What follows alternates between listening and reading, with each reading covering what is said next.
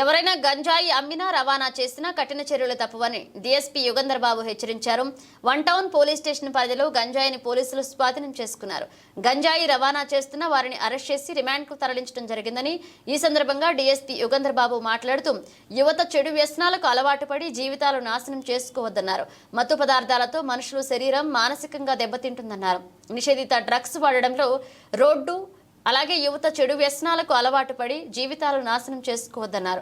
మత్తు పదార్థాలతో మనుషులు శారీరకంగా మానసికంగా దెబ్బతింటున్నారన్నారు.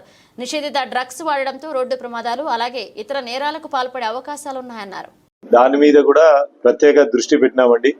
వాళ్ళని కూడా సపరేట్ గా కానిస్టేబుల్స్ ని వాళ్ళని ఏర్పాటు చేయడం జరిగింది. దాని మీద గంజాయి మీద కూడా మాకు కూడా విపరీతంగా కాల్స్ వస్తున్నాయి. అక్కడ యూజర్స్ ఇక్కడ యూజర్స్ ఉన్నారని వాళ్ళ మీద కూడా ప్రత్యేక నిఘా పెట్టడం జరిగింది. అదే రకంగా మీకు కూడా తెలియజేస్తున్నాం, మీ ఎటువంటి ఇన్ఫర్మేషన్ ఉన్నా దయచేసి షేర్ చేసుకోండి. ఎందుకంటే ఇప్పుడు నంద్యాలలో ఉండే టీం మొత్తం ఆల్మోస్ట్ ఆల్ టౌన్ కి కొత్త అయిన టీం వచ్చింది.